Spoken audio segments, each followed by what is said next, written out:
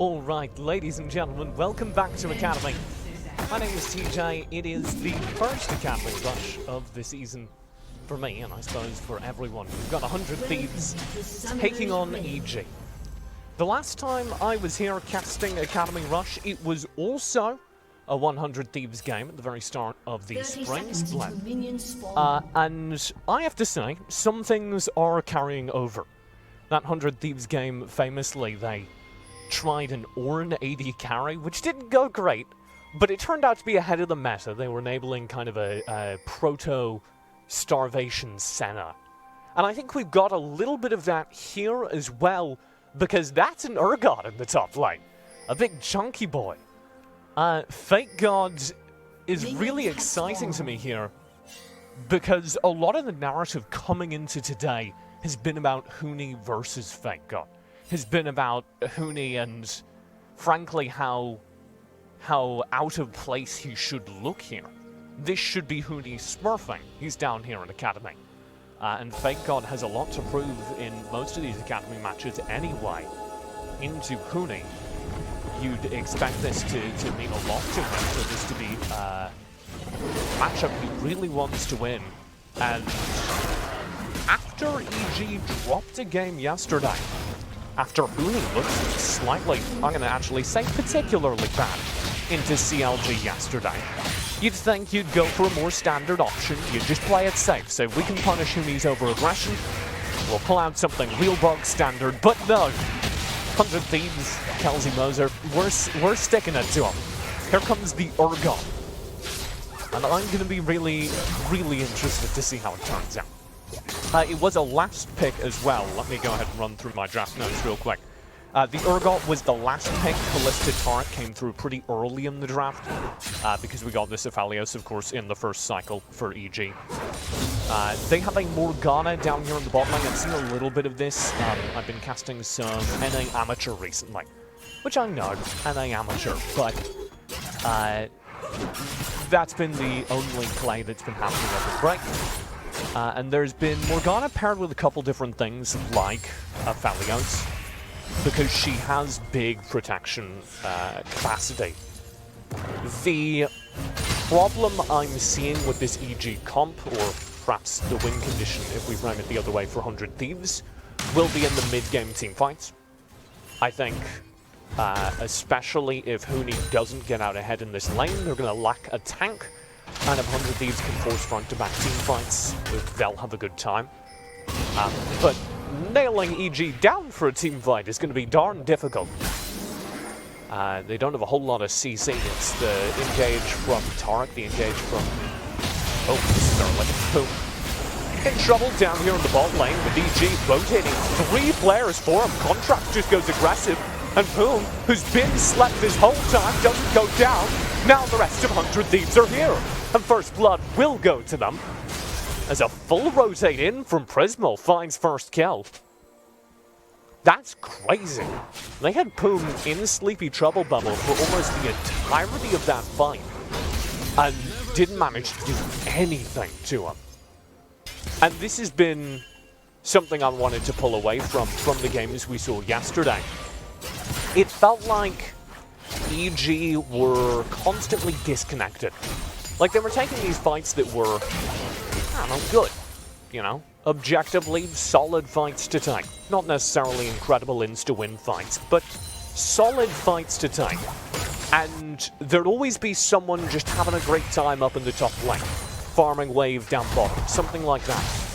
And it all kind of, I don't know, didn't look like the EG of last season.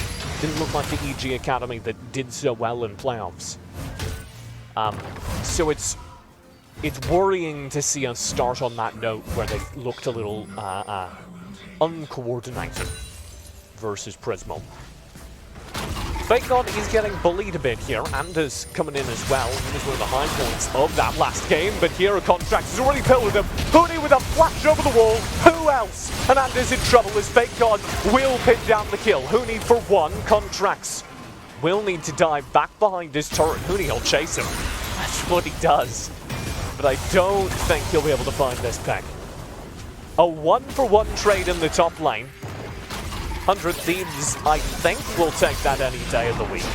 Depends how much they value their Urgot, but shutting down Anda early, now twice, is huge. One of the big matchups I was going to highlight, I never got the time because we're going here. Welcome back to Academy. Buckle up, it's a ride. Was this jungle matchup. Anda into contracts, especially after contracts in the last season. I'm gonna say struggled, but that's a bit euphemistic. That's what casters say when they mean that he was losing a lot of games in the early game, and it felt like it was his fault a lot of the time. I wanted, more than anything, coming into this series, coming into this game, as I saw I had 100 Thieves again, see contracts coming into a new season, being able to step up, and having to play against Anda, who has consistently been one of the hottest junglers in Academy, I think is a really good litmus test for that. I was reading the notes Ryan sent over to me this morning. I believe Rivington actually prepares them. So shout out to him. Not that I needed them, but I appreciated them. And Rivington, I believe, was saying that he thought Anda was, you know, very, very likely to come into the LCS to replace a jungler if one of them looked particularly weak and the team's looking for an upgrade. So that's how highly he's being rated right now. So, it's a very good test for contracts. It's a very good marker to see how well he's going to be able to perform over the rest of the season. This would be first Drake I was talking about week early games during the last season, during the spring split. 100 Thieves very consistently would lose Drakes, would lose Rift Heralds. They would only get first tower 33% of the time. They only got 0.67 Rift Heralds per game. That was last split, and it felt like when I was watching 100 Thieves come out of the gate hard to take out C9 yesterday, they had addressed that problem. Somewhere they'd gone, okay, our early games are consistently losing us ground, let's fix that. And we're seeing that here today as well. Early objective control, early Mountain Drake, early lead for 100 Thieves.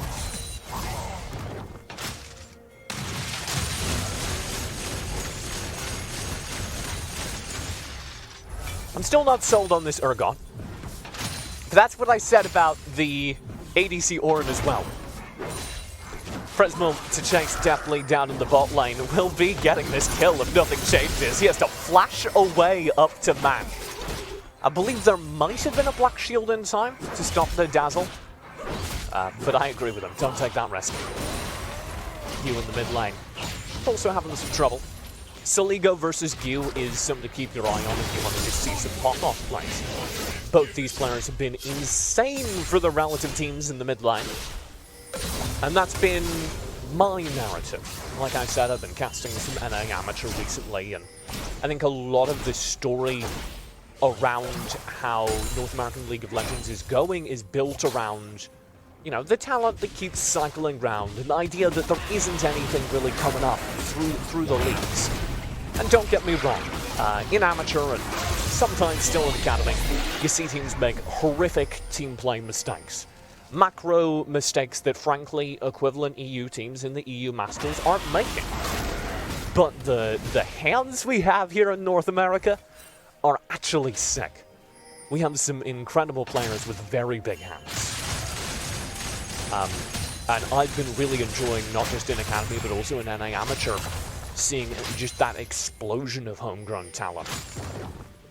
And I suspect we're going to start seeing that leak upwards, because all it takes is a little beating into shape, a little good coaching to clean up the team play. You'll absolutely see some of these players get promoted in the near future. For 100 Thieves, that's a reality. Boom, of course, the support here was brought up from the 100 Thieves next squad very recently. That's their full-on NA amateur team. I was actually casting that team Wednesday. And they look incredible, and they're just they're a farm team for the farm team. 100 Thieves are building their own path to pro.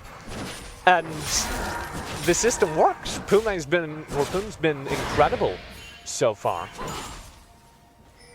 And I've really, really enjoyed not just him as a player, but him as a success story for that system.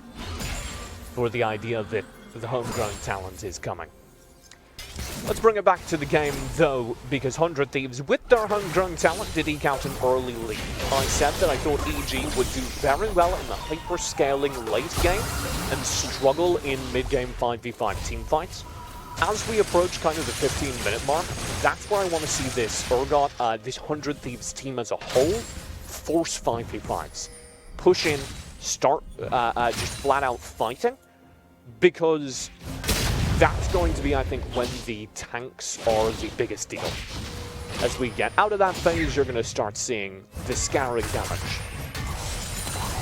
Although that paradigm may have been shifted just by the fact that Contracts is out ahead.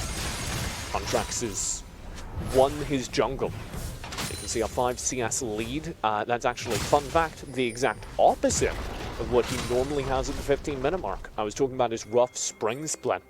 Contracts is normally at around a 5 CS deficit, if we're taking that spring split stats into account, at the 15-minute mark. So, a big improvement for him in this series and this season so far. Here comes the shove. 100 Thieves set up for the bot lane. Mate is here. Prismal on the sidelines. They have a Rift Herald summoned here as well. This is just going to be turret unless something gets done. And what a great pillar to stall things up. There goes the turret. There is nothing to be done. Hugh is here on the flank. Boom. Sees it coming. But 100 Thieves. Clean first turret. 33% chance. Out the window. This is 100% first turret in this season so far. Here is the second Drake of the game. Further maintain their early game control, and it is in the area, so this gets scary. Dazzle will go in double TP as well. There goes the Drake, scooped up, good smite, 400 Thieves, and they want the engage. That is a huge effort to buy. Siligo might have got too deep, and the ERGOT's already been able to grab one. The Fear Beyond Death finds the kill. Deftly in the backlight is doing huge damage though, and with Prismal picked up, this gets scary. 3v3 for the fight now. As Anda and Matt pull back, Anda's going to get knocked back, slaughtered, pinned down. This ERGOT is huge. This has been exactly what 100 Thieves need in the fight. McGee was kiting him around, and this is a 1v1 I don't think Poom feels comfortable taking. He needs to stall this out, and he does so beautifully. Back on in while Contracts finds the kill, and EG have been devastated in this fight. What a flash dazzle. Q's gone as well, and EG decimate 100 Thieves. That was beautiful. EG get nothing in a team fight where they had solid positioning. That could have easily just been an encirclement around the Drake. 100 Thieves get bullied away from it. And instead, they just take a hammer to it. Able to fall back and target prioritize in the middle of that chaos. I particularly liked how little Prismal's presence or absence in the fight made a difference. That was one of the things that really hurt me in the spring split. I was watching this 100 Thieves side, and the Prismal breezy bot lane would be so I'm going to say undervalued by the team, but that's a little harsh. I don't know what the conversations inside 100 Thieves Academy are. But I was seeing a lack of resources dedicated towards a darn good bot lane. Prismal was popping off, he's incredible, and when he didn't get everything in the game, 100 Thieves would instead dedicate those resources towards mid or something, and they'd lose out.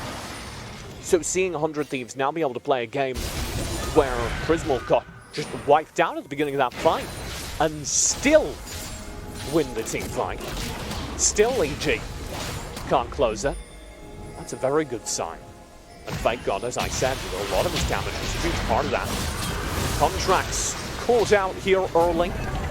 We'll have more players on him. Dazzle is there for the stuns. He can turn that onto Anda, but not on the whole, as the Call to Forge God will go flying past him.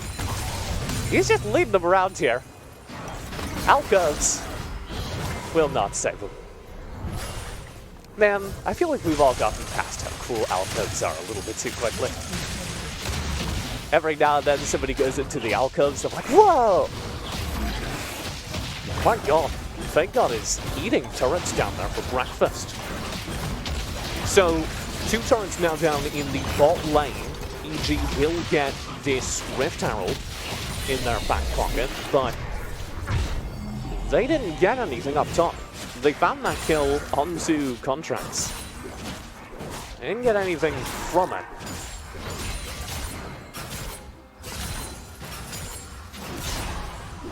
We're past the phase where that's a major pickup. We're past the phase where Contracts, you know, needs to be stopped in order to start bullying his jungle. And now things, I think, are properly scary for EG. This was what I was talking about at the very beginning of this game. I thought this mid-game team-fighting phase would be the most dangerous. If they're not able to survive it with enough resources to scale into late game, I don't think they win this game.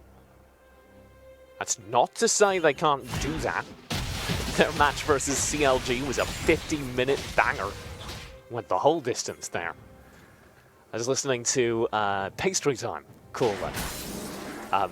He had just like logged, that was like his first game of Academy. He was like set up, he was like, alright, let's see what Academy is this season. And he was just taken for a ride. Now it was not a particularly fast ride, but it had lots of ups and downs. You had to pull down your lap bar for that one. And checking the bush. We'll be bringing all of EG back towards this mid lane with the Rift Herald. Sleepy Trouble Bubble did land. That's onto Poom again, though. He's been catching a lot of those for Saliga. Who is squishy enough that that behavior is necessary.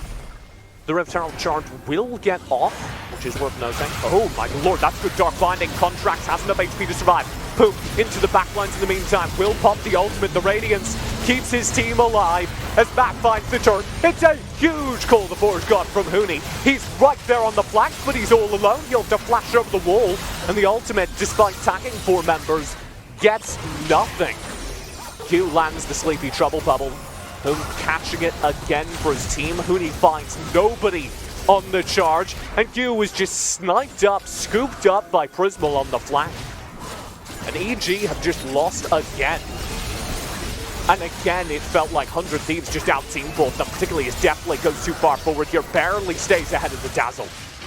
That gets scary.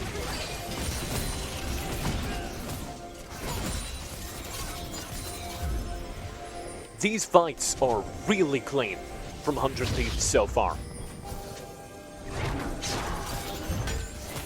And I was talking about the damage that should be available from EG once we get out of this point in the game. And that's like definitely still true.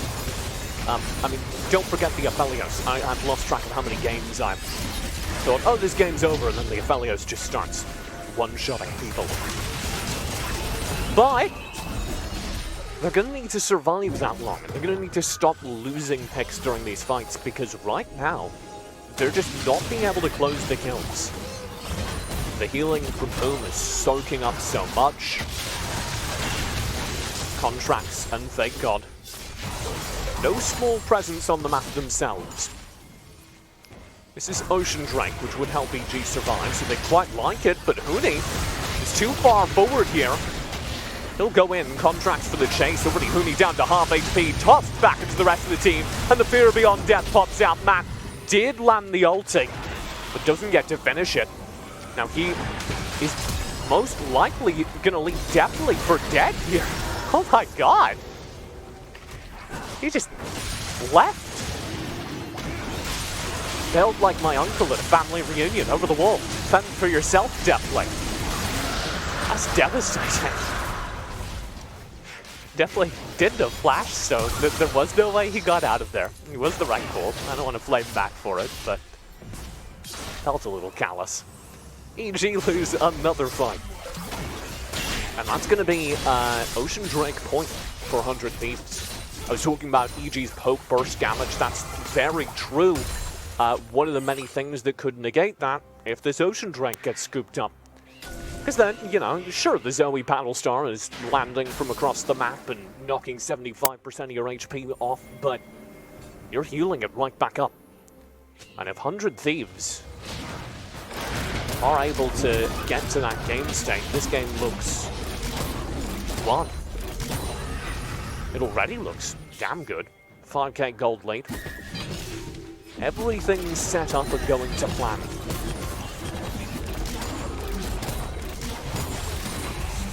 Cooney, Matt, and Deathline do have the mid lane rotate. They're going to be heading up, presumably, to clear vision on this Baron, because he had none. But that's been sorted. Contracts wasn't going for anything wild.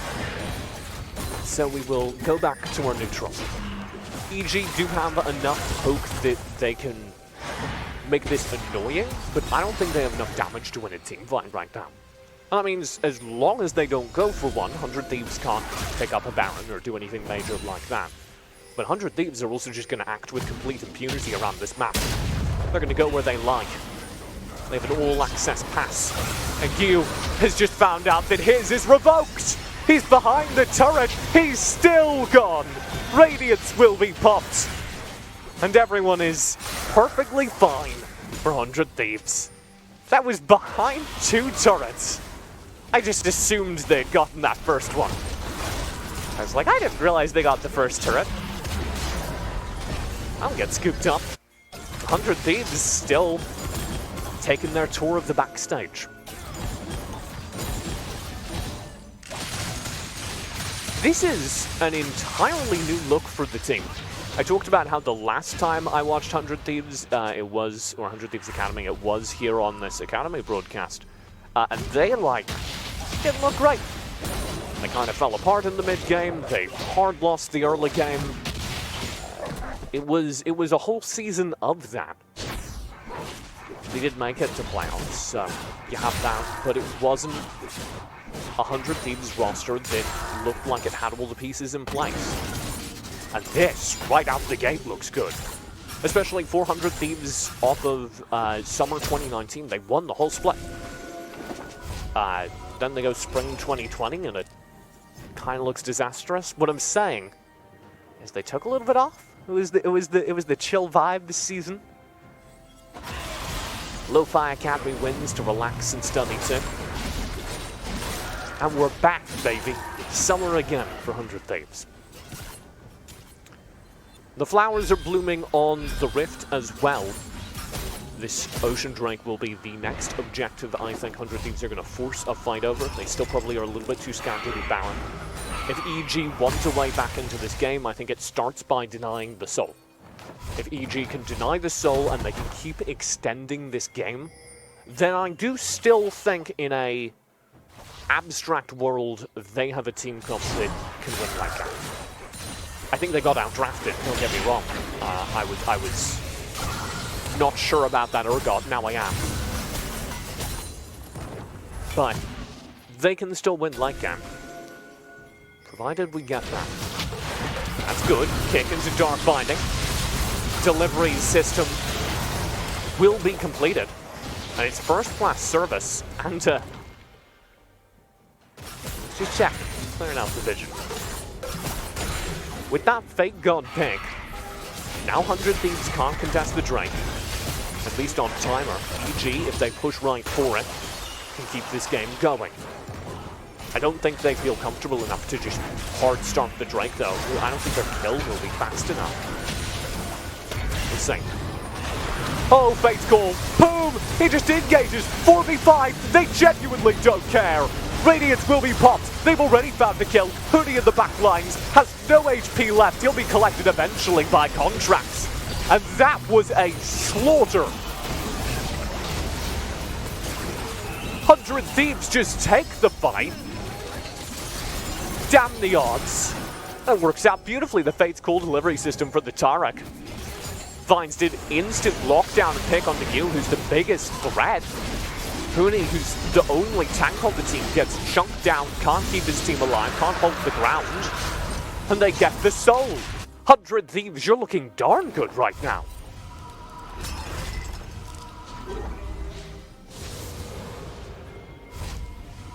That was... I'm actually a little bit speechless by how strong this looks for 100 Thieves. I know, obviously, there are conclusions that people wanted to draw from their victory versus C9 Academy yesterday. Obviously, you want to go, okay, they beat the reigning champs, they're back, baby. But, you know, it looked a little bit shaky. You can still see Contracts getting bullied a little bit in the early game. You could still see some questionable team fights in those first 15 minutes. But this looks incredible.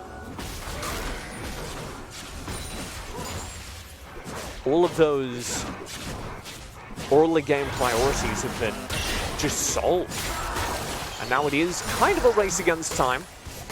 There is a little bit of a fuse still on EG being able to get back into the game, but it's a long one. They hit the snooze button. And I don't see a world in which it takes 100 Thieves 10 minutes to close this game. I think that's kind of what we're looking for. If we're still here in 10 minutes, I think EG are well and truly back in this. Thank God. In the bot lane has utterly blown Huni out of the water. This will mark the second poor performance in lane for Huni. He like hard lost his lane versus CLG.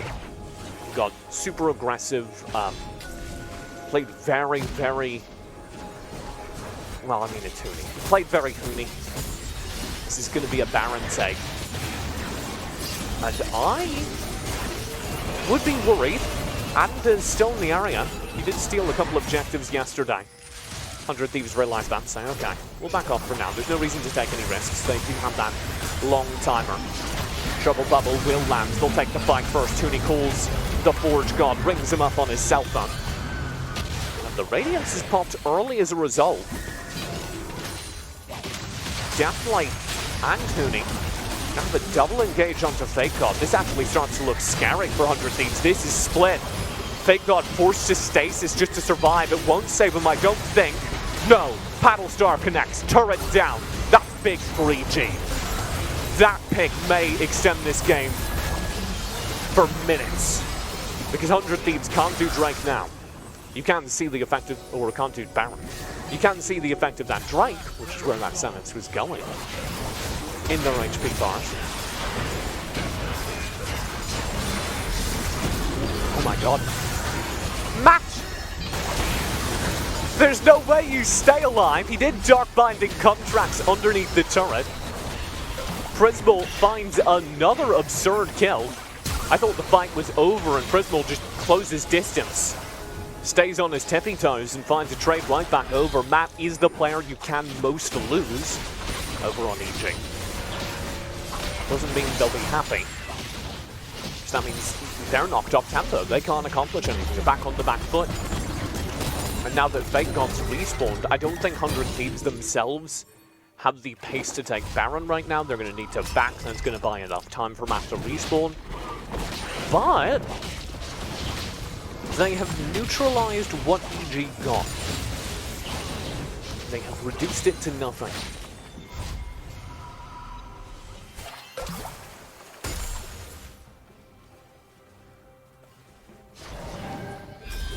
And so now we're back to a little bit of a lull state. You do have, of course, the Baron as that omnipresent threat in a minute and 30 seconds, give or take. Wow. I added a whole 15 seconds to that. In a minute and 38 seconds, give or take.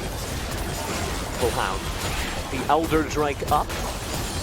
And that will be a significant secondary threat for 100 Thieves. EG, the second that's up, I think, can breathe a sigh of relief. They'll get something. Maybe. 100 Thieves are just pressing for the fight now. They know if they set them back, they can still close this game easy. You in, call the Forge God. Huni again on the telephone. That will be the Fate's call. Prismal in the front lines, doing big damage. EG, stay focused here. Radiance get popped just to kill Huni. EG disengaged solidly. very good play around the Taric again. That 100 Thieves Death Ball is staying so clustered. They're just running in around the Taric, saying, we're all staying alive here. And EG haven't been able to crack it. They have a lot of poke, not a whole lot of sustained damage. The Aphelios is supposed to be that, mind you. He's got the ornamented static shim, the Runad's Hurricane. Oh, Saligo. Shuriba Shuffle all the way in. Will go down instantly. Match the trade. Boom. Will dive. Dazzling deftly. And picking him up. The death ball is rolling downhill. And EG are on the receiving end. Anda and you are the only two to survive a mad rush down by Saligo. It looked insane, but it accomplishes the goal. Again, it's all about that murder ball. 100 Thieves find the picks they need to say, go on Drake, on Elder Drake. Huni goes real aggressive here. This is a 3v3, but not one they can win. And EG just leave. This is what I was seeing in the other game, where Huni would consistently look a little disconnected. Face checks a bush there, obviously worried they're burning Elder. Obviously there's a fairly quick Elder take, but not going to win that now because he's died. There's not even going to be a faint chance of picking up Baron during this. EG don't get a major objective in response. There's already eyes here for 100 Thieves on the Baron. And this looks clean.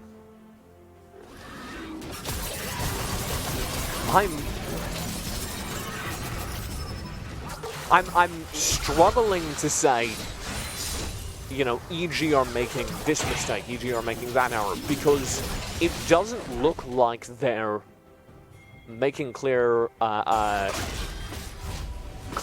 mistakes, let's put it that way. Instead, you're just seeing them slowly have to cede ground. Every now and then, or someone gets a little too aggressive. But they're just not taking risks, ceding ground, waiting for a mythical state in which they win. And it's looking increasingly like, you know, the fairy tale isn't real. They've taken the least risky option for now 32 minutes. That's 4 minutes on the 10-minute timer I gave 100 Thieves. Since then, they've more than doubled their leading kills down. Doubled their gold lead. So maybe I should give them more time. They hit the snooze button again. Woke up in the morning, rolled over in bed. And they actually didn't hit they hit dismiss. But then they'd done the thing where they set like 50 timers, one for 7 o'clock, one for 7:15. They did that. So it's still coming. So they don't have to think about the time for the next 5-10 minutes. Here comes the call to forward. Got Huni in again. 100 Thieves with the Baron, with the Elder. You do not want to fight this EG. Or Huni in particular. He'll nicely evade the Dazzle, showing off some of those mechanics we know and love. No are under there. And here come 100 Thieves for the game win. Here come 100 Thieves to pick up a decisive victory over EG.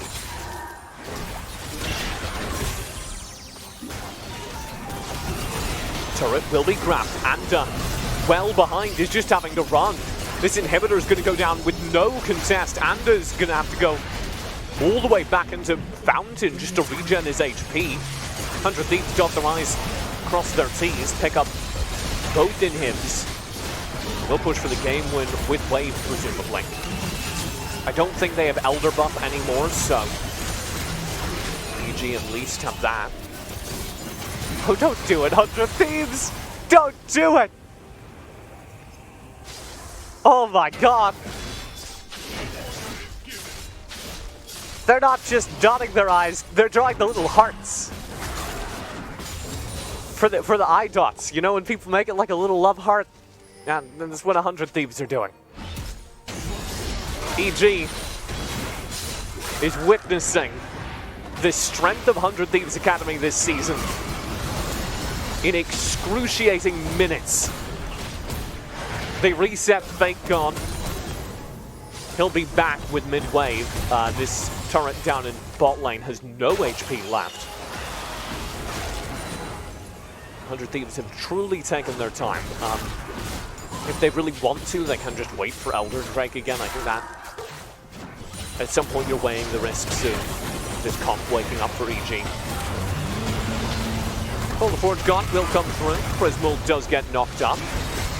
Oh, Dark Binding as well. Damage dropping onto Poon. He hasn't popped the Radiance. That's what all that was trying to bait out. And they do not get him. And in the meantime, here's Fake God. Call of the Fake God in the mid lane. Will arrive. No Horn to announce his presence, but a full wave of empowered minions. And now the turret falls. Now the final inhib falls. And EG are going to have to do a desperate last stand. There's the ultimate pop. Prismal into the front lines. Matt's in big trouble, having to already drop to half HP. Flashes into his base. Huni gets bursted down. Fake God for that kill. As 100 Thieves have cleaned up this game with a broom. It looked automated. They had a cleaning robot. This will be a devastatingly decisive win for 100 Thieves.